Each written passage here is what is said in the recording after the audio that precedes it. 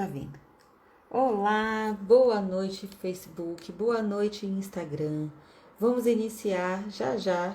Eu sou a Juliana Bender, vamos iniciar o estudo do livro Caminho, Verdade e Vida, capítulo 10, sobre mediunidade. Vamos lá ver o que Emmanuel vai nos trazer sobre este tema específico. Então, deixa só eu anotar aqui. Mediunidade. É o capítulo 10 do livro Caminho, Verdade e Vida. Muito bem. Fixado. Lá vamos nós. Aqui, fica mais baixo. Pronto, fica mais em pezinho. Muito bem. Aí. Vamos lá, meus amigos, ver o que Emmanuel nos apresenta hoje sobre mediunidade.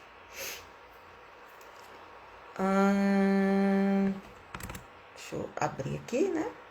Sem o livro a gente não lê. Muito bem, vamos fazer a nossa oração inicial. E em seguida a gente faz a leitura do texto com comentários e encerra com outra oração. Vamos lá então? Fechemos os olhos.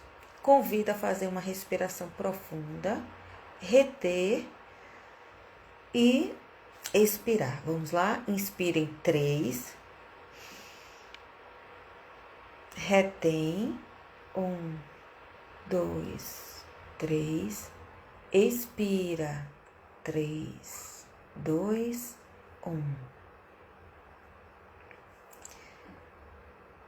Senhor Jesus, iniciamos sempre agradecendo a oportunidade do estudo, a oportunidade de ouvir sobre esse Evangelho bendito, a oportunidade de aprender um pouco mais sobre a mediunidade, este tema tão mistificado, este tema assim, tão mal compreendido, mal estudado, mal interpretado, e que causa ainda tanto temor, mas que possamos, Senhor, cada vez que a gente estuda esse tema, que nós possamos bem entender, bem compreender, ilumina-nos a palavra, ilumina-nos o raciocínio, para que possamos bem entender, para visualizando a sua prática, possamos colocá-la em uso, cada uma dessas lições, cada um desses itens que são trazidos por Emmanuel nessa nova jornada que estamos trilhando com ele.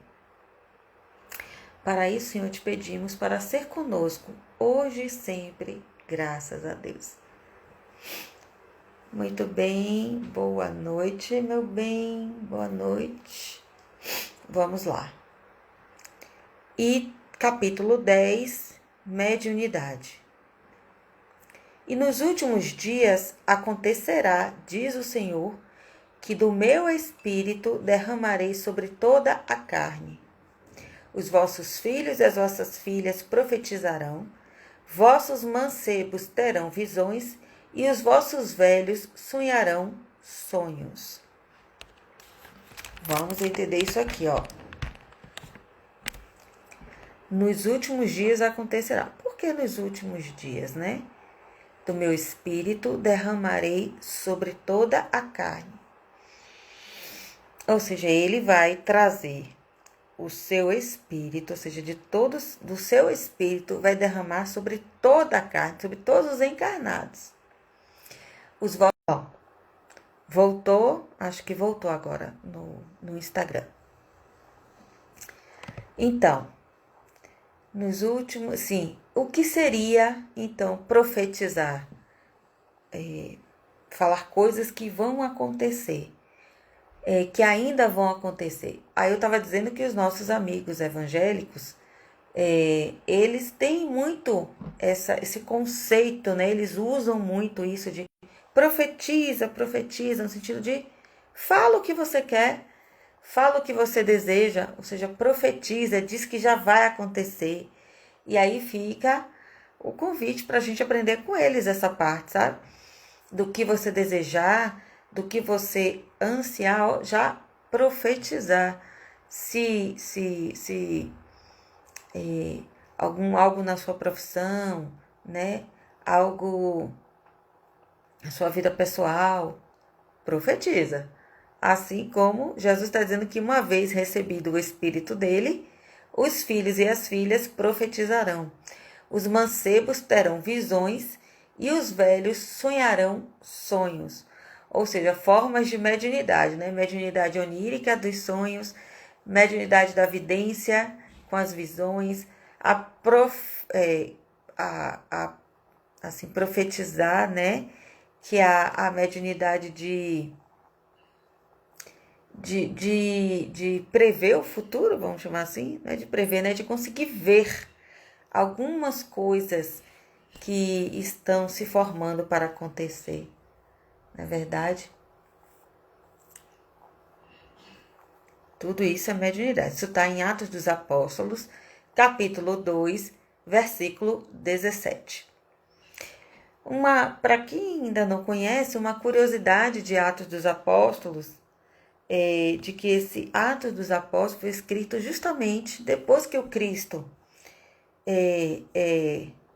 desencarnou, né? Voltou para o plano espiritual, e que aí o Atos dos Apóstolos narra toda a problemática, vamos chamar assim, dos discípulos, né, que viraram apóstolos e no seu, em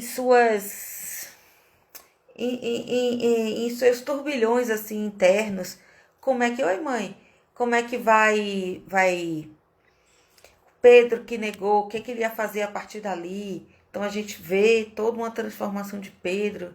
Tem até um livro bem interessante que eu não li ainda, da Denise Lino, publicado através da livraria, da editora Leal, que é da Mansão do Caminho, falando sobre a transformação moral de Pedro, da negação até o seu último dia de vida encarnada, né? A transformação de Mateus, a transformação de Judas, a transformação de Timóteo, Tiago, e todos eles, né? Todos eles. Então, vamos lá. No dia de Pentecostes, Jerusalém estava repleta de forasteiros, filhos da Mesopotâmia, da Frígia, da Líbia, do Egito, cretenses, árabes, partos e romanos se aglomeravam na praça extensa, quando os discípulos humildes do Nazareno anunciaram a boa nova, atendendo a cada grupo da multidão em seu idioma particular. Olha só o que aconteceu. O dia de Pentecostes. O que é o dia de Pentecostes? É aquela... Oi, tia Marlene. No caso, é aquele dia em que eles comemoram...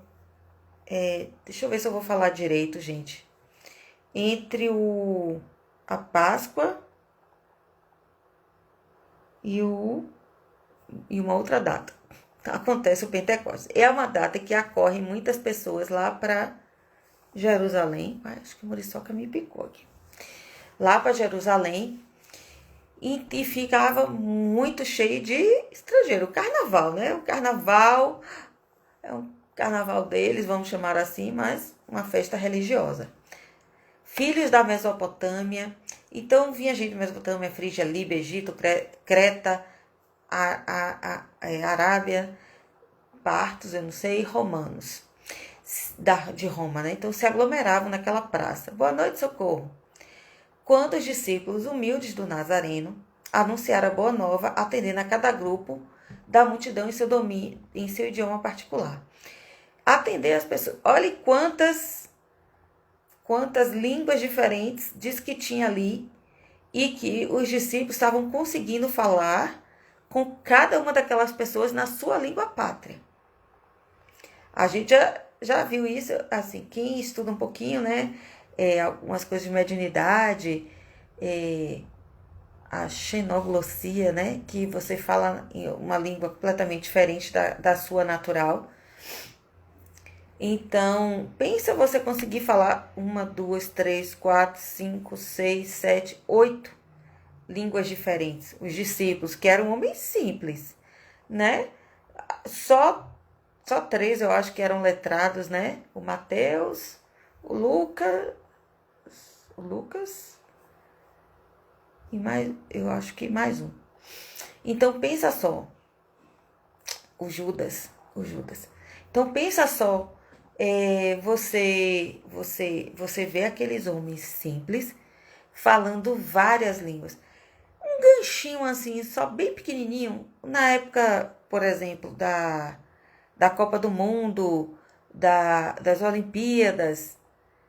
Lembra a dificuldade que foi ajudar os profissionais do turismo, taxistas, pessoas de Uber, de transporte coletivo, profissionais de restaurantes, aprender a falar língua, pelo menos na parte mais importava, né, sobre atendimento, conseguir se comunicar para...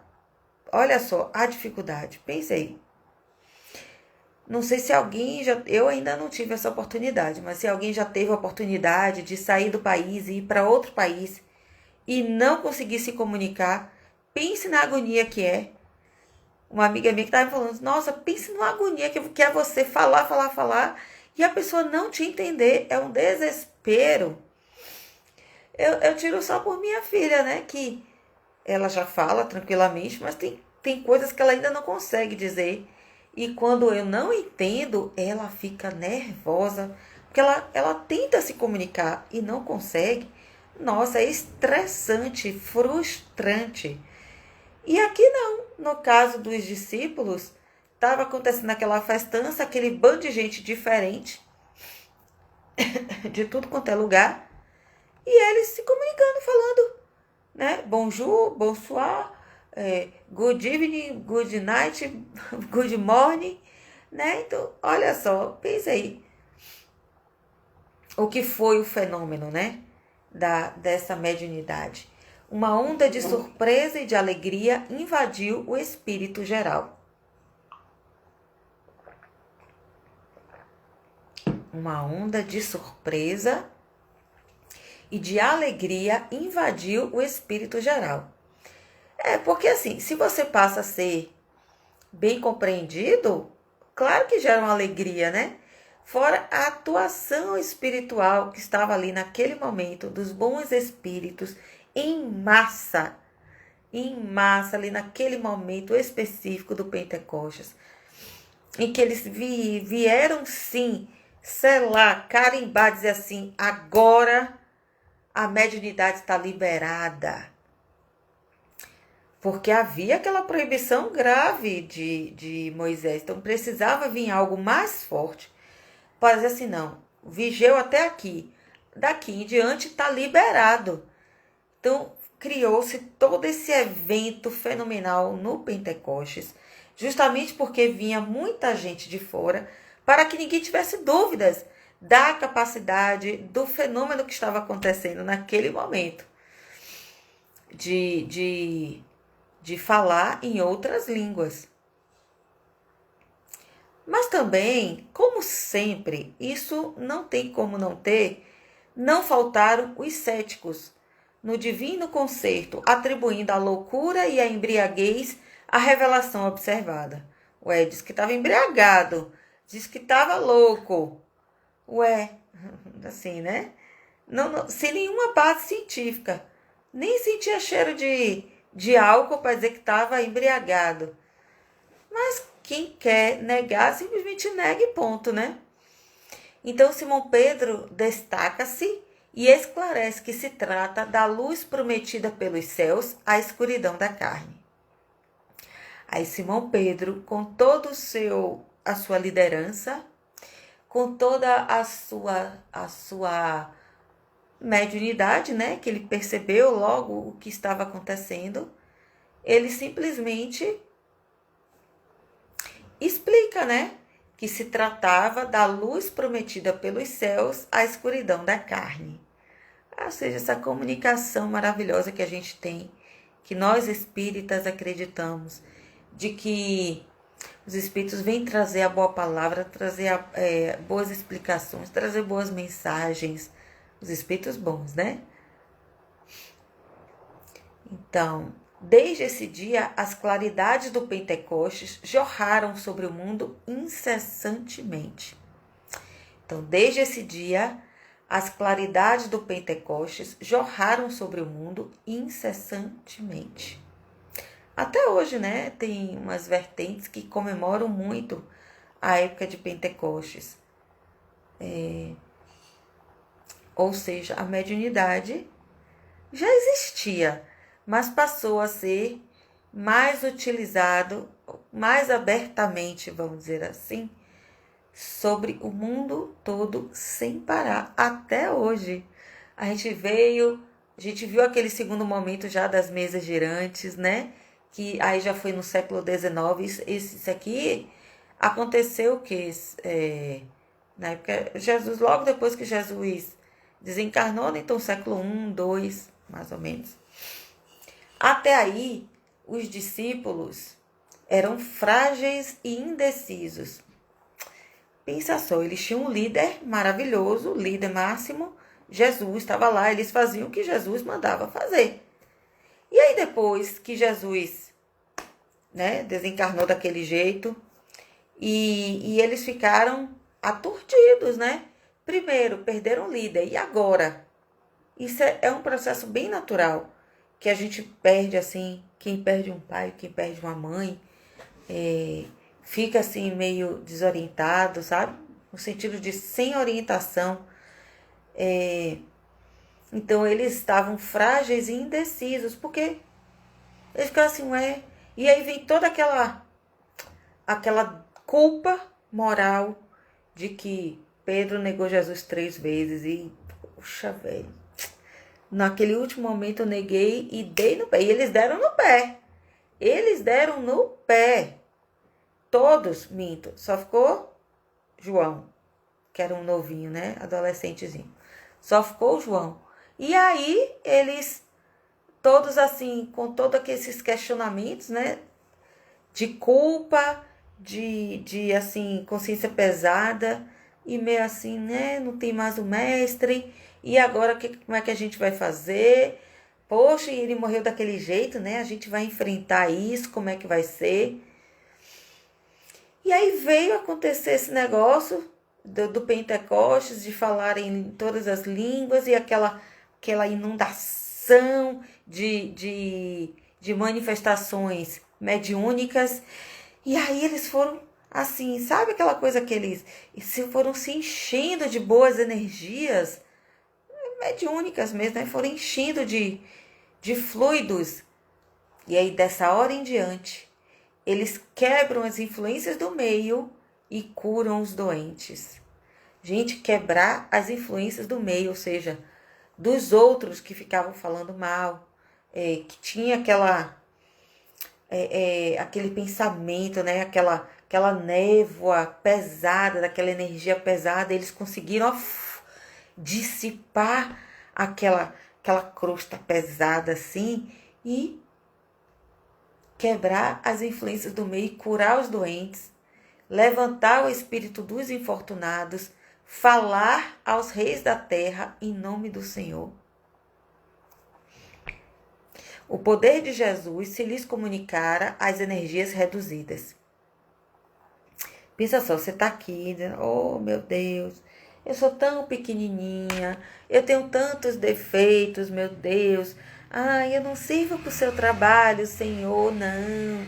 Eu não posso trabalhar. E aí vem aquela manifestação, você é inundada pelo Espírito do Cristo e se vê assim cheio de gás, de vontade, de energia. Vamos lá, vamos pôr em pé na estrada.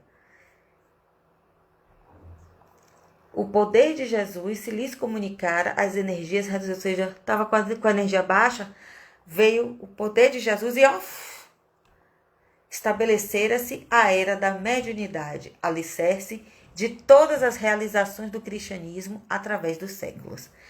alicerce de todas as realizações do cristianismo. Olha a grandiosidade que Emmanuel está atribuindo à mediunidade. A mediunidade é o alicerce, ou seja, a base de todas as realizações do cristianismo. Por quê? Porque o trabalho original é de quem? É do Pai. Quem é o governador dessa atividade? O Cristo, Jesus Cristo. E quem são os emissários de Jesus para nos auxiliar? Os espíritos de luz, né? Os nossos anjos da guarda, os guias, mentores espirituais. E quem são os executores? Nós, que vivemos na Terra encarnados, né? Nós que estamos encarnados. Então, para a gente conseguir fazer a coisa certa, é preciso, inspiração. De onde vem a inspiração? Dos guias e mentores espirituais, dos nossos anjos da guarda. E quem são esses anjos da guarda, guias e mentores espirituais? São espíritos superiores que vão receber a ordem de Jesus e que passa para nós executarmos. Então, o cristianismo só conseguiu se perpetuar através do trabalho mediúnico. É isso que está dizendo aqui. A base de todas as realizações do cristianismo, tudo que o cristianismo realizou, todas as curas, todas as palestras, né? Todas as transformações vieram através do trabalho da mediunidade. Contra o seu influxo, trabalha até hoje os prejuízos morais que avassalam os caminhos do homem. Bom, contra o exercício da mediunidade, o que é que nós temos? Os prejuízos morais. Os nossos prejuízos morais.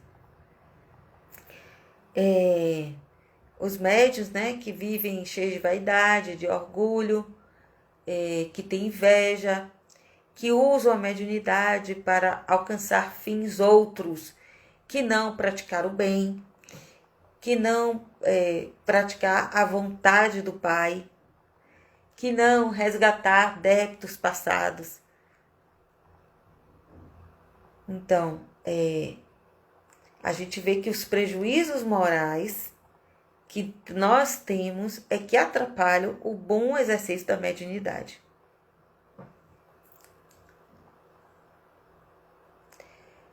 Então, mas é sobre a mediunidade gloriosa luz dos céus oferecida às criaturas no Pentecostes que se edificam as construções espirituais de todas as comunidades sinceras da doutrina do Cristo. Mas é essa mediunidade iluminada, né, que foi oferecida lá no Pentecostes, que nós devemos edificar as nossas construções espirituais. O centro espírita que quiser fazer um trabalho sério tem que fazer o quê? Estudar sobre mediunidade à luz da doutrina espírita, estudar o livro dos médiuns, botar os médiuns para estudar o livro dos médiuns, estudar as obras de peso sobre a atividade mediúnica, para que possa ter base, né, essas transformações morais dos médiuns, para que os médiuns tenham base moral para aguentar as vicissitudes, aguentar moralmente, né, as influências que os obsessores fazem sobre os trabalhadores espíritas. Os trabalhadores do bem em geral sofrem muita tentativa de atrapalhar o trabalho.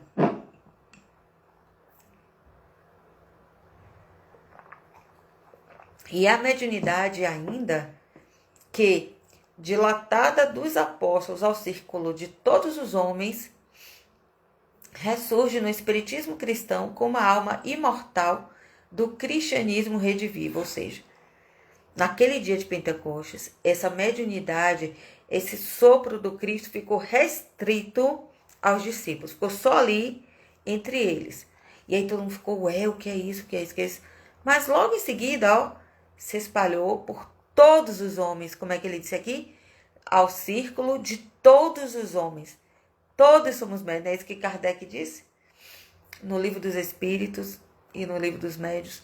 Todos têm mediunidade, só que uns têm ela mais desenvolvida do que outros, sob alguns aspectos. Então, ela foi dilatada, ou seja, saiu do círculo apenas exclusivo dos apóstolos para alcançar todos os homens, fazendo ressurgir no espiritismo cristão, no caso, né, o espiritismo cristão vem ressurgir o estudo técnico desse fenômeno natural. Aí o que Kardec fez? Ele criou a mediunidade? Não, que a gente viu que não é que foi criada no Pentecostes. Neste Pentecostes, ela foi reautorizada, né? Já que tinha sido proibida por Moisés, ela veio ser autorizada, sua reutilização a partir dali. Então, a partir desse momento, com os apóstolos. Então, com o Espiritismo, ela passou a ser estudada cientificamente, tecnicamente, para entendermos alguns mecanismos, entendermos algumas responsabilidades que temos que nos preparar, como é o processo que se dá, mecanismos da mediunidade, domínios da mediunidade, André Luiz, o Livro dos Médiuns, né? Tem toda tem todo um... Como é que é o nome? De Manuel Filomeno de Miranda. Não tá aqui não. Tem toda uma série mediúnica de Manuel Filomeno de Miranda, especialmente no estudo dele sobre obsessão.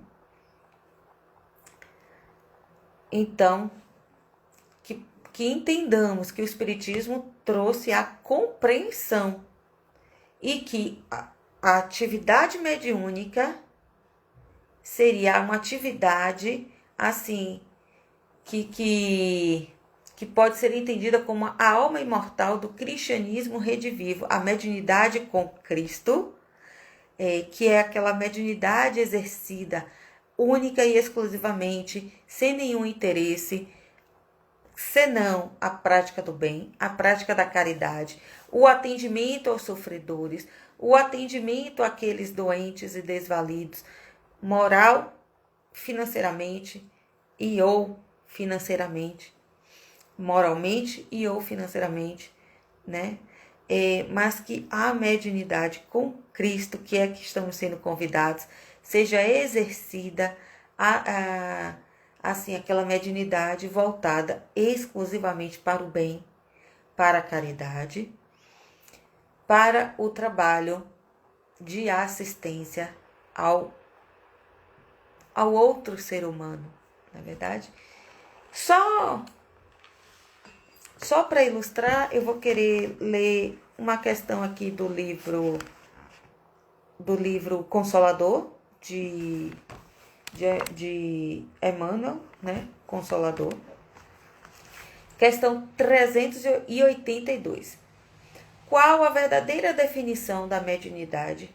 A mediunidade é aquela luz que seria derramada sobre toda a carne e prometida pelo Divino Mestre aos tempos do Consolador, atualmente em curso na Terra. Ou seja, estamos no tempo do Consolador, da doutrina espírita.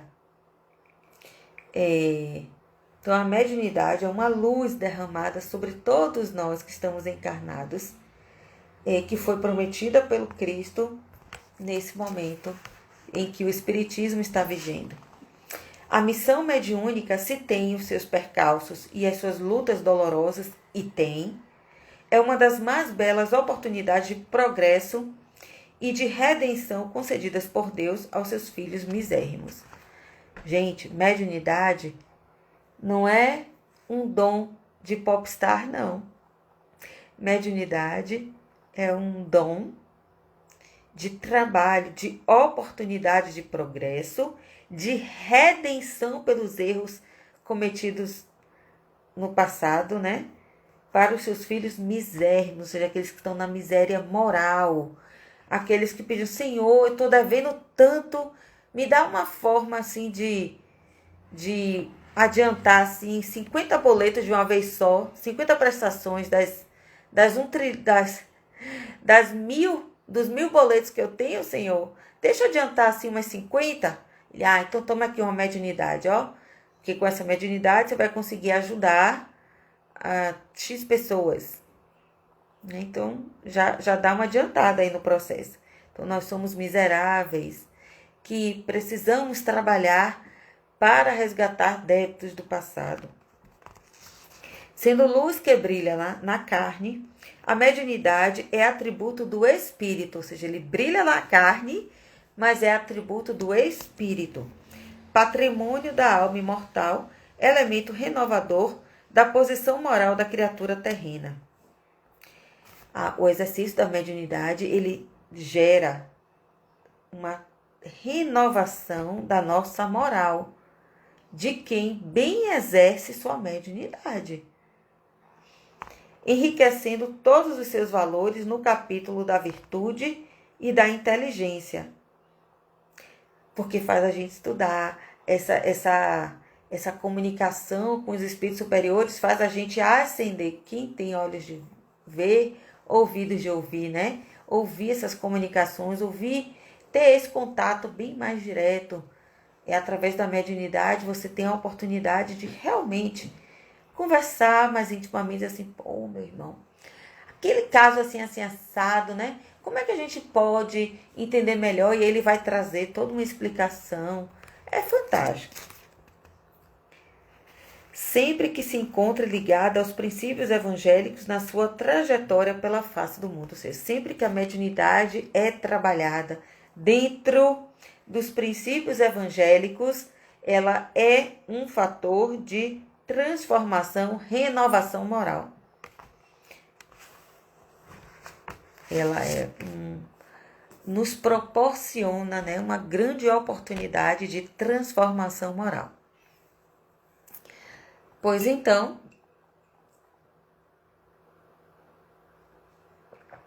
está aí o que Emmanuel nos trouxe sobre mediunidade nesse livro, porque ele fala sobre vários assuntos, várias vezes. Boa noite, Cadu, quanto tempo?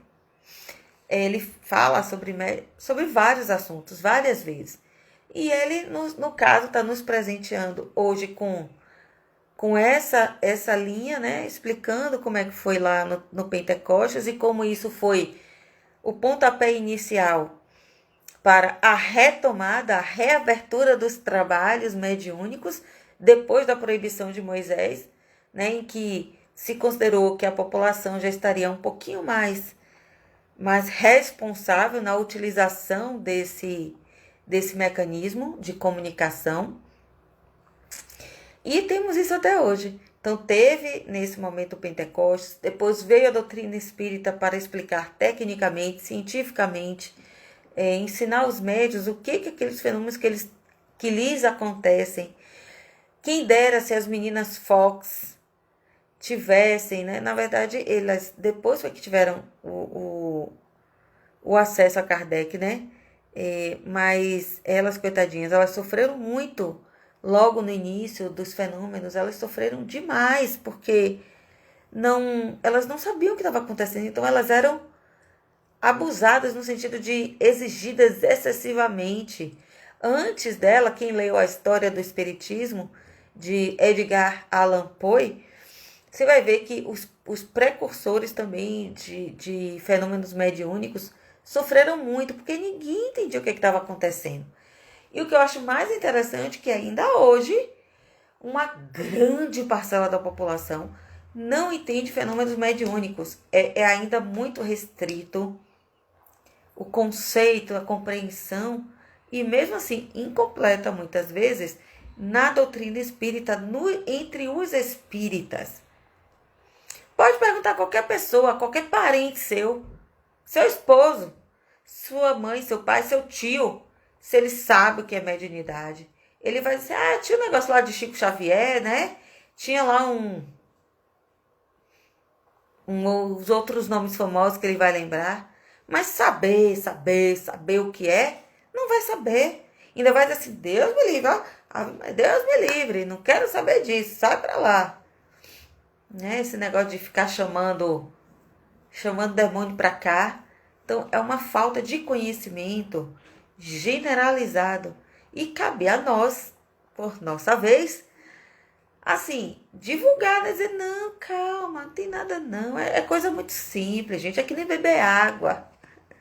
É igual a beber água. Acontece naturalmente. Ela desce naturalmente. Não é verdade? Então, meus amigos, esse era o nosso evangelho de hoje. Vamos nos encaminhando para a nossa oração final. Vamos fechar os nossos olhos, fazer a nossa respiração em 3 tempos, para que a gente possa concentrar, conectar com a espiritualidade. Assim, ó, inspira em 3. Retém. 1, 2, 3. Expira. 3, 2, 1. Mais uma vez, inspira em 3. Retém. 1, 2, 3. Expira. 3, 2, 1. Amado, amado, amado, amado Jesus, que possamos entender, Senhor, o chamado que estamos recebendo neste momento, através da prática do bem, através da mediunidade.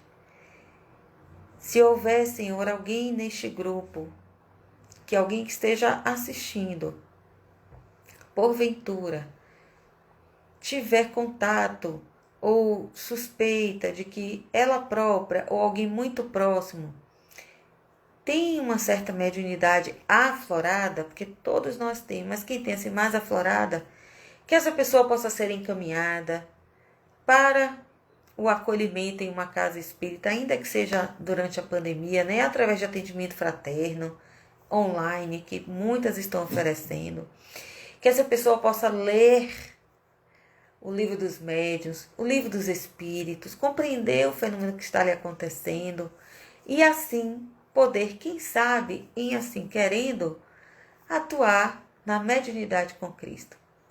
Ilumina, Senhor. Sabe aquela oração que a gente fazia quando era da outra vertente, mas que eu acho que cabe muito bem aqui? Eu vou fazer.